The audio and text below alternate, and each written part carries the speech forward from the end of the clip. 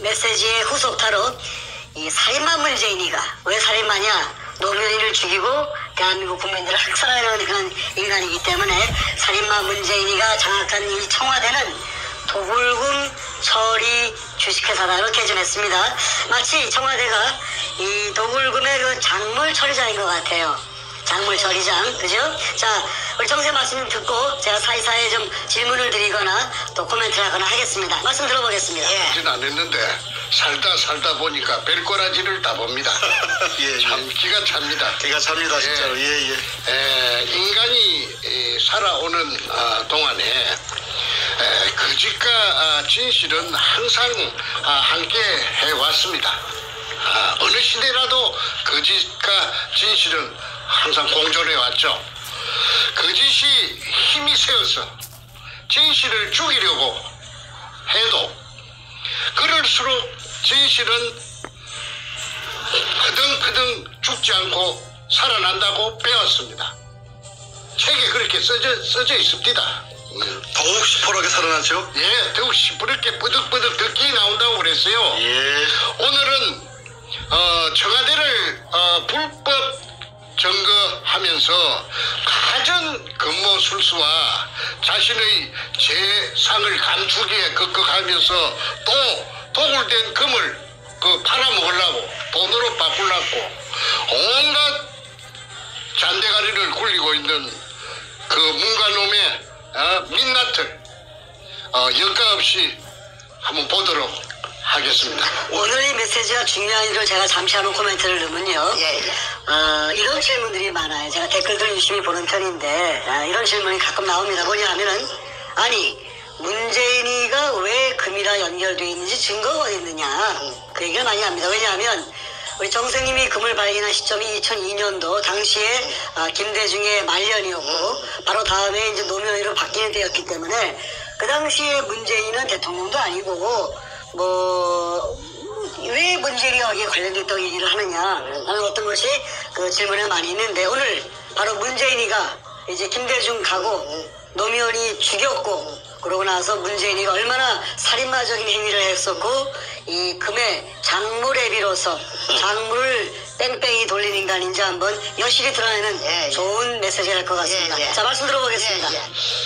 그 직접적인 증거는 뭐냐면은 제가 2018년 작년 6월 1일부터 지금까지 50여 차례 이상 그 문재인이를 금도굴에 범인이라고 맹 공격을 했습니다. 그러면은 청와대는 뭐 하는 데입니까? 청와대 대변인 김의겸이라는 그 기자 출신의 그 양반 뭐 하고 있습니까? 대통령을 금독을 범죄단에 연루된 자기 오야붕을 죽인 그 살인마라고 또 금독을 전부 운현동 의뢰공장에 우리 선조들의 유골을 물속에 포화된 유골을 제끼고 그것만 쏙 빼간 처먹은 더러운 천인공도할 더러운 인간이라고 범죄자라고 50여 차례 온 세상에다가 애쓰면은 무슨 반응이 있어야 되죠. 맞으면 맞다, 틀리면 틀리다. 그런데 지금까지 한란이 없어요. 못 들은 척 하는 겁니다. 이것은 다시 바꾸어 말해서 묵시적으로 동의한다는 제 말에 인정한다는 것입니다. 그러니까 아무런 반응이 없죠. 그게 직접적인 증거가 된다고 저는 강조합니다. 자신들이 말을 꺼내는 순간 더 커지기 때문에 찍소리 못하는 거죠. 그래서 제가 지금 바라는 것이 유도하는 것이 반응이 있기를 바라고 자꾸 유도를 했는데 지금까지 죽은 듯이 기먹자가리들인가 전부 다 기먹거리들이에요. 뻣뻣들만 있는 모양이에요. 그래도 그놈들이 머리가 있어가지고 이걸 갖다가 대꾸를 하고 나서는 순간에 바로 뻥튀기가 된다는 것을 잘 아는 모양입니다. 어쨌든 지난 2002년 3월 2일 날 참 꿈속에서도 그리워하던 구멍 하나를 뚫었습니다. 우리 할아버지 땅도 아니고 아버지 땅도 아니기 때문에 10년 세월이 걸렸어요.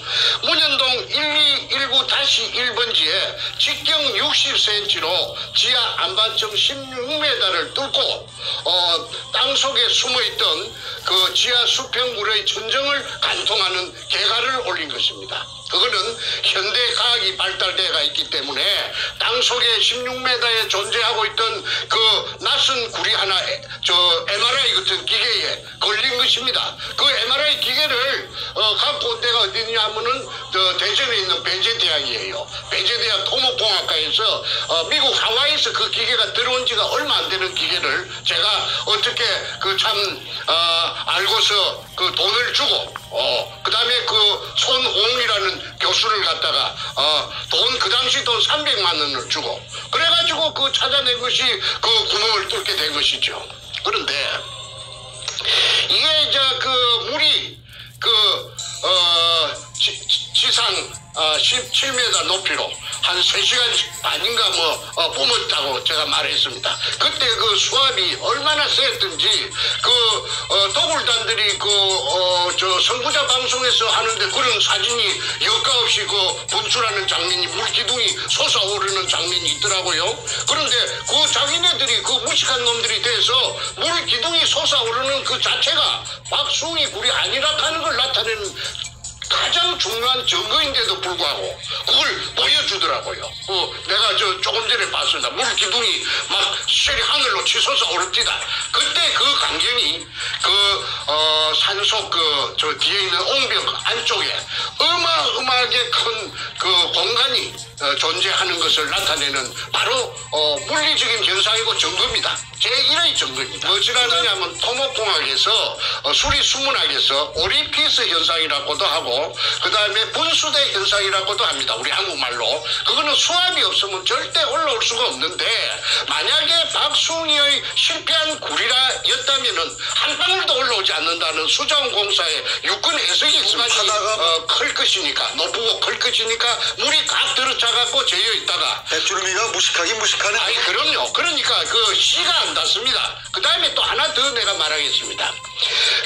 저를 사기죄로 이제 똘똘 말아서 징역 4년을 살렸는데 그러면은 내가 그 사기를 갖다가 누구를 통해서 쳤습니까? 김성태라는 그 소도동놈 삼천포 소눈깔같이 생긴 그놈 덩치 큰 놈 그놈이 여기저기서 자기 아는 지인들에게서 돈을 구워갖고 온 겁니다.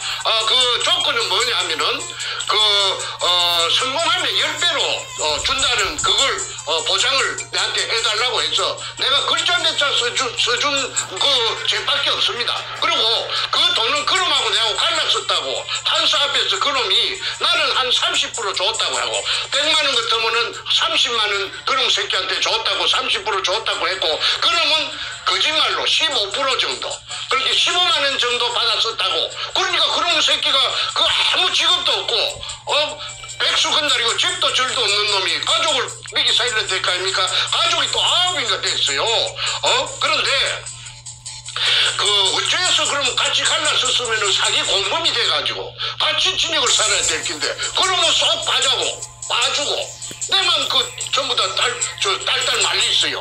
그게 자체가 이 위에서 그 당시에 노무현 참여정부의 민정수석을 하던 그 문재인이라는 자가 작용을 했기 때문에 검판사들이 압력에 눌려가지고 그래가지고 이 말하자면은 이 사건의 가해자와 피해자가 뒤바뀌고 지금까지도 저놈들은 잘 먹고 잘 살고 이제 아까 1조 5천억 백주놈이 그 다음에 김성태 8,900억 그 다음에 정문교의 거창기업 6,800억 국세청에서 세무 과표가 그리 나왔지 않습니까? 그런데도 불구하고 부끄러움도 없이 저것들이 설치는 것은 뭐 때문에 설치느냐 하면은 선구자 영우를 통해서 설치는 이유는 뒤에 그 문가 저놈이 대통령이라 깨어차고 가짜 대통령이 청와대를 점거하고 있기 때문에 죽어도 저것들은 죽을 때까지 발악합니다. 그래서 별별 짓을 다 하고 있는데 저는 그걸 대응해 주는 것이 오히려 고맙습니다. 왜 그러느냐 하면은 시청자들이 영리하니까 시청자들이 보면 누가 거짓이고 누가 참인지 진실인지 다 표가 나서 알 것이기 때문에 오히려 저희 진실을 더 선명하게 부각시키는 계기가 되기 때문에 저는 별로 개의치 않습니다. 자, 지금 이 순간 다시 한번 그 금독을 사건 우리가 뭐 몇십 편을 내보냈기 때문에 처음부터 보신 분들은 내용을 많이 아시겠죠. 최근에 보신 분들이 부쩍 늘어났기 때문에 간단하게 아주 간단하게 금독을이 언제 시작된 제가 한번 그 일지만 제가 한번 다시 한번 말씀드리고 다음 얘기 한번 넘어가겠습니다. 금독을 금에 대한 발견부터 얘기해야 될 것 같은데 지금 말씀드린 10년에 걸쳐서 그 부산 문현동 일대를 탐사하신 이후에 바로 2002년 3월 2일 바로 문현동에 수직구가 완성이 되었습니다. 그 지하 4m부터 물속이 포화 상태로 됐고요. 그러고 나서 같은 3월 18일경 중순 좀 지나서 일본 글자로 이둥충이라는 그리스인 마대가 수평물 속에 꽉 차 있는 것이 확인이 되었습니다.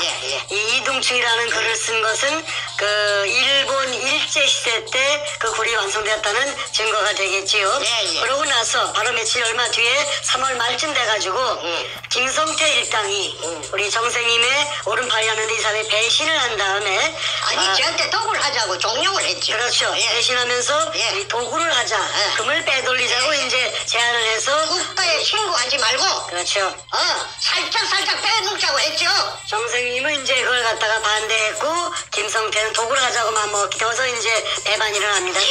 정확하게는 4월 5일날 배신이 일어나는 그걸 제가 인지를 한 것이 4월 5일이 생각이 됩니다. 그러고 나서 4월 중순경에 바로 이 김성태가 정생님이 이제 눈엣 가시가 돼버렸으니 자신은 도구를 하고 싶은데 정생님은 도구를 반대하고 있으니 국가에 세금 내고 정식으로 이걸 우리가 클레임을 하자 얘기했으니 김성태가 당시에 좀 힘이 좋은 나현철이에게 정충대 선생을 죽이라고 살인교사 지시를 합니다. 이런 식으로 이제 숨가쁘게 주거주의가 시작되면서 그리고 그들은 도구를 시작해버립니다. 그래서 제가 한마디만 하겠습니다. 그래서 말하자면은 이 금을 물속에 산더미처럼 져 있는 금을 처먹기 위해서 주체인 저를 제가 찾아낸 제가 주체지요. 그러니까 저를 갖다가 그 백주놈이 등을 끄잡아 이어가지고 저를 갖다가 팽시기로 작정하고 모함을 했습니다. 그 기댄 언덕이 뭐냐면 자기네들 그에게 힘을 실어줄 언덕이 누구느냐면 노무현입니다. 노무현이 정권하고 붙어버린 거예요. 그러면 그 뒤에 배경이 누구느냐면 그 현직 대통령이 뒤에 당선자 시절부터서 뒤에 딱 버티고 있으니까 병풍 역할을 해주니까 아니 뭐 그걸 질 게 있겠습니까? 정충전에 힘도 없고 백도 없고 다 힘이 빠져갖고 지쳐 쓰러질 지경인데 그래가지고 그때서부터 지금까지 처절하고 외로운 그 전쟁을 갖다가 저 혼자 일대 다수 수백 명인지 천명인지 모르는 기라성 같은 놈들을 상대로 해서 외롭게 고군분투해 온 것입니다. 자, 이제 노무현이로 들어가 보겠습니다. 자, 노무현이가 배경이 있다 이렇게 주장하셨는데 실제 그런지 한번 확인해 보겠습니다. 김대중에 이어서 노무현이가 청와대를 장악합니다. 2003년 바로 다음 해인 한 1년쯤 지나서 2003년 3월 9일에 이런 방송이 나왔어요. 뭐냐 하면은 당시에 노무현과 젊은 검사들과의 대화의 장 뭐 이런 방송이 나옵니다. 그 당시에 서울중앙지검의 발령을 받은 신인검사인 김영종이 아주 용감무쌍하게 발언을 합니다. 질문하는데 이런 질문을 했습니다. 노무현에게 대통령에 취임하기 전에 전 부산 동부지청장인 박용석에게 청탁 전화를 하신 적이 있다. 그때 왜 검찰에 전화를 했습니까? 라고 물었습니다. 그러면서 노무현한테 물었죠. 그렇죠. 그것이 바로 검찰의 정치적 중립성을 훼손하는 발언이었다고 생각하지 않습니다. 그렇게 얘기했습니다. 돌직구를 날린 겁니다. 그때 노무현이가 뭐라 그랬죠? 그 당시에? 그래서 노무현이가 그 말을 듣고 이쯤 가면은 막 가자는 거지요 하고 헛웃음을 민망하니까 민망했죠. 양심이 찔리니까 확인을 시켰습니다. 그 표정까지. 예. 그래서 헛웃음을 이쯤 되면 막 가자는 거지요 하면서 헛웃음을 지으면서 당황하는 기색이 역력하게 그 화면에 그 보면은 나타납니다. 그래서 노무현이 우물쭈물 하면서 변명하기를 청탁 전화가 아니었다. 해운대 지구당에 당원이 사건이 계류돼 있는 모양인데 자기 당원이 해운대 지구당에 자기 당원이 사건에 계류돼 있는 모양인데 위원장인 노무현에게 억울하다고 자꾸 호소하니 혹시 지청에서 검사들이 못 다들은 얘기가 있는 것 같으니까 한번 들어주십시오 하는 취지로서 더듬 우물쭈물하면서 들어주십시오 그뿐이다. 이 이야기가 전부다 하면서 해명을 했습니다. 그거는 그 의식이 똑바로 베낀 보통 사람들이라면은 뭔가 이상하다. 어째 대통령 그 당시에 그 취임하기 전이니까 당선자 신분으로서 시청장한테 직접 전화를 걸어가지고 자기 당원이 억울한 것이 못 다들은 것이 한번 더 들어봐 주시오 하는데 그 말하는 것이 우물쭈물하니까 뭔가를 숨긴 듯한 그런 걸 눈치챌 수가 있지요. 그때 그 화면을 갖다가 재생해서 보시면은 제 말을 갖다가 인정하실 것입니다. 그런데 저도 그 장면을 보고 저거 좀 이상한데 내가 노무현을 알기 때문에 내가 노무현을 3번 만나가지고 금도굴에 대해서 문현동에 대해서 금도굴이 아니고 문현동 보물건에 대해서 서로가 그 얘기를 했던 그런 상황이 앞전에 다 그 얘기를 장황하게 했기 때문에 오늘은 그 생략합니다. 좀 이상한데 그런데 내가 그 이후에 수사를 해달라고 진정서를 이어가지고 서경석이라는 그 종교관계 그 목사 그게 이제 검찰에 작용해가지고 사건을 해결하도록 해주겠다고 해서 제가 진정을 해가지고 그래가지고 이제 동부지청에 그 수사가 시작되었습니다. 그 오청 특수부에서 서범중이라는 애송이 그 당시에 고대 법대 나오고 대구 놈이 있는데 뚱보가 있었어요. 그게 이제 수사를 하는데 이런 개판으로 하는 거예요. 이거 내 말은 인정하지 않고 자꾸 말이지 도굴단을 비호하고 말이지 사건을 비비 꼬기 시작하더라고. 6달 동안. 그런데 한 번은 수사를 받다가 화장실에 갔습니다. 이 화장실에 가서 정면을 보면서 이거 참 뭔가가 이거 뒤에서 어떤 놈이 조정하는 것 같은데 검사 새끼가 내 말을 전혀 안 들으니까 서범주의라 하는 그 대구 자식 그 자식이 안 들으니까 이거 내가 동쪽이라 하면 그 새끼는 항상 서쪽이라고 그래요. 그래서 이거 참 난감하다 싶어서 있는데 옆에서 같이 오줌 누던 누군가가 내 옆구리를 푹 찌르면서 아는 체 합디다. 그래서 히트 보니까 내보다 키가 작은데 아무개가 또 내 아는 진주에서 알던 후배예요.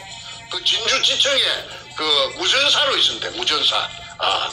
원래는 그 친구가 그 배를 타든 원양어선을 타든 그 무술사인데 검찰에 취직이 돼가지고 말하자면 통신을 담당하는 그런 직책이었는데 진주 검찰청에 있다가 이게 웬일이고 한 게 내 이 회사로 정근 온 지가 한 1년 안 됩니까? 형님은 여기 웬일입니까? 해서 내가 그 문현동 금도굴에 대해서 내가 이야기를 했다. 아이 그 애가 하들짝 놀라면서 하는 말이 아이고 형님이 주인공입니까? 그래 네가 어째 그래 뭐 문현동의 금도굴 사건을 아느냐 하니까 아이고 우리 회사 직원들 전부 다 모르는 사람이 없습니다. 어째 모르는 사람이 없단 말이냐? 노무현이가 우리 회사 그 사장한테, 지청장한테, 박용석이한테 전화를 걸어가지고 회사 거죠. 예. 자기네 지청을 일컬어서 회사라 하더라고. 그러면서 우리 회사 사장한테다가 그 전화를 한 게 노무현이 아닙니까? 내가 이제 그런 걸 모르는 줄 알고. 그래 무엇을 부탁하려고 전화를 했다 하대 할게. 아이고 문현동에 그 금도굴 그 형님이 주인공인 줄 나는 몰랐는데 그 금도굴에 타치하지 말라고 전화를 갖다가 한 걸 갖다가 우리 회사 직원 여자 직원 타이피스트까지 전부 다 전화 교환한 거지 다 압니다. 공부지청에 직원들 다 안다고 그러대. 그래서 내가 꿈을 깼습니다. 노무현이가 가담이 되었구나. 노무현이라 하는 이 더러운 도둑놈이. 그럼이 그 앞전에 내가 도둑놈이라고 했어요. 그 김해 이목 시험장에 저거 형 노금평이하고 같이 그 철조망을 절단하고 들어가서 그 단감나무 묘목을 뭐 100개 지만으로 100개 뭐 200개 훔쳤는지 300개 훔쳤는지 모르죠. 그래갖고 저거 집 뒤에 봉화리 뒤에 산에 저거 산에 조그마한 산이 있는데 거기다가 그 단감나무 과수원을 조성했다고 그 새끼가 그 온 사방에 무슨 훈장 받을 자랑인 것처럼 떠들기 때문에 세상에 알려졌지요. 제가 지어낸 말이 아니고 원래부터 도벽이 있는 사람이 그렇죠. 그런 게 이제 머리가 좋아가지고 죽으라고 쪼아갖고 10년 동안 그래갖고 저 사법시험에 파스해갖고 1년 반 정도 그 대전지법에서 그 판사 생활을 했는데 월급이 작아갖고 사표 놓고 부산에 내려와갖고 그 도청 앞에서 부영동 도청 앞에서 변호사 하면서 그 문과 적을 만난 겁니다. 그래가지고 같은 도둑놈끼리 만난 거예요. 자, 여기까지 정리하면은 노무현이가 대통령 취임하기 전에 검찰 측에 전화해서 지시를 했다. 무슨 지시를 했냐 하면은 문현동 금도굴 사건에 대해서 타치하지 마라. 건들지 마라. 엄포를 놨다. 그러니까 정충재 바보 만들고 감옥에 집어넣어버리고 이 사건을 봉합시켜라. 손대지 마라. 모르죠. 덮어라. 오케이. 그걸 이제 김영종이가 말하자면 그때 젊은 검사들과의 대화의장에서 그걸 바로 돌직구를 안 날렸으면은 제가 어떻게 이런 걸 알 수가 있었겠습니까? 그렇죠. 됐습니까? 그분은 저 안양지청장을 끝으로 해가지고 검사장 승진이 안 되니까 옷을 벗고 제 알기로 한 3년 정도 전에 저 서초동 앞에 그 송결이라고 송결자는 한문으로 결백하다 할 때 깨끗하다 아마 결자 모양인데 소나무 송자 그러니까 늘 푸른 소나무니까 소나무처럼 늘 푸르게 깨끗하다 오염되지 않겠다. 아마 그런 그 사람은 신조마인데 간판을 그걸 걸고 변호사를 개업하고 있다가 얼마 전에 자유한국당에 중앙윤리위원장으로 영입된 걸로 제가 알고 있습니다. 그런데 그 사람을 내가 찾아가서 만났어요. 그 사람한테 찾아가서 만나서 긴노유리 오퍼레이션 그 책도 내가 한금백화점 책도 한 권 주고 그 다음에 정충재를 잘 알고 있습니다. 그래서 앞으로 필요하다면은 그 만약에 한국에서 청문회가 열린다든지 그다음에 국정조사가 열린다든지 해서 수사가 본격적으로 시작되면은 그분에게 내가 도움을 요청할 계획입니다. 더 이상 그분이 한테 입장이 난처할까 싶어서 그분에 대한 언급은 생략하도록 하겠습니다. 네, 알겠습니다. 하여튼 김영종 당시 검사가 아주 올곧게 노무현한테 돌직구를 날렸고 김영종 남원들하는 이제 밑보였는지 하여튼 크게 성장하지 못하고 이제 변호사 기업으로 가고 있는데 잘리죠. 검사장 승진 안 되면 잘리니까. 자, 하여튼 그 모든 정황을 정리했을 때 노무현이가 대통령 당선이 되면서 취임하기도 전부터 검찰에 압력을 넣어서 이 사건을 건들지 못하게끔 압력했다는 것이 이제 다 파악이 됐습니다. 다음 얘기 넘어가 보죠. 그 다음에 이제 그 노무현이가 관련되었다는 거는 그거 하나를 이야기했는데 또 하나만 더 이야기합시다. 그러시죠. 여러 개 있지만은 시간 관계상. 그러시죠.